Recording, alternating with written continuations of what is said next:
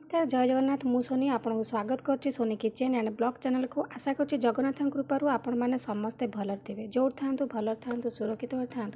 video को fast to last जाए देखुए यदि पसंद आसला लाइक करेंगे फ्रेंड सहित सेयार करेंगे और चैनल जब नुआ अच्छा चैनल गोटे सब्सक्राइब करने तो डे ना के चाहूँ स्टार्ट करवा आज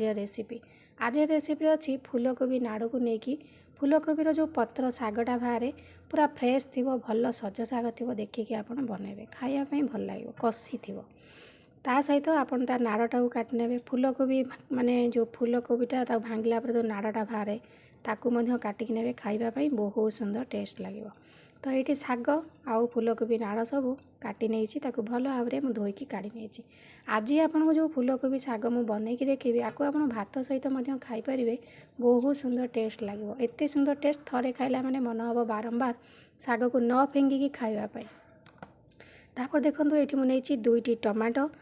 गोटे बड़ साइज पियाज मुझे काटिकी नहीं आ गोटे पियाज मुझे रखी काटिकी फुटेवाई कंचा लंका 7 ରୁ 8टी नहीं हरड़ डाली को मुझे भाजी नहीं डालीटा टी भाजिले बहुत बढ़िया बास्ना होता है तो ये डाली जो मुझे ये डाली गोटे हुइसिल मारे सीझीज एटा टाटा डाली तो देखो एबे आमे बनइबा मु आपन को बनईकी देखेबी प्रेशर कुकर रे गोटे हुइसिल आमर डाली शाग रेडी हो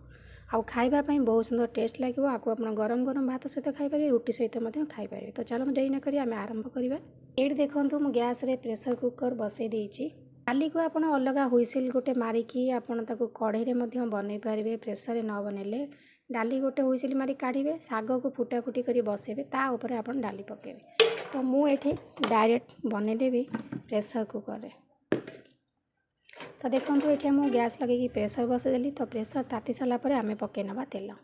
तो एबे देखो प्रेसर कुकर ताती गलानी पानी मरीगलानी तो एबे आम पकई नवा ये तेल तो गोटे चामच भाई तेल पकई नवा तेल तातीगला गोटे शुखला लंका नहीं शुखला लंका को गड़ी परी कर पकई नौ कहीं लंका गोटा यदि पकेबे लंका फाटे लंका ये भाजी आसला लंका भाजी भितर आम पकई नवा सोरिष तो सोरिष को भल भाव में फुटाइवाई छाड़देवा ए भाजी गलानी सोरिष फुटीगला तो ये मुझे गोटे पियाज को काटिकी नहीं पकई नवा ये आपड़ रसुण फुटई पारे रसुण पियाज मिसई फुटई पारे सागर तो साधारणतः रसुण फुटा जाए जेहेतु ये मुझे डाली नहीं तो डाली रे आपणकर पियाज फुटना टेस्ट लगे ना शागर सब बेसी रसुण फुटा जाए आप रसुण आ पियाज को मिसईकी फुटई पारे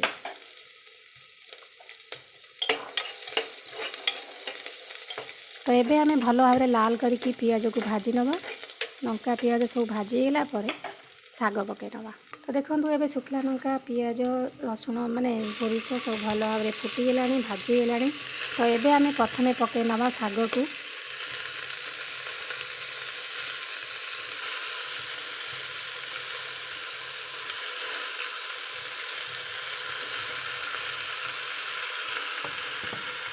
एबे मु शाग पकई सारी तो काटी रखी टमाटो पियाज कंचा लंका को पकई नहीं गली पकई नवा स्वाद अनुसार लुण आपन देखिए लुण पकेबे ना पछे आपन टेस्ट करके पकई पारे कहीं शागटा तपी जाए तो लुण बेसी हो जेहेतु मु डाली पकेबी तो गोटे चुटकी पकई नौ हलदी गुंड तो जना न पड़ा भाया पकई नवा गोटे चामच मीट मसला बेसी पकेबेनी जस्ट गोटे चामच तो ये आम आपको टे गोल नवा तल ऊपर कर नवा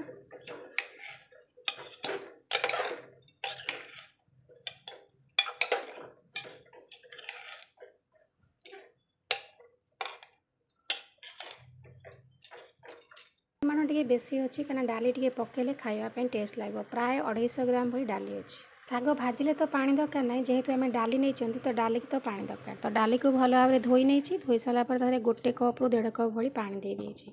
तो ये आम डालीटा को मुझे पकेली कहीं डालीटा मोर बहुत जल्दी सीझी जाऊँगी मुझे डाली की लास्ट आउे पकई नहीं गली तो यही भाव में आम कौन करवा ना ढाकुणी लगेदे प्रेसर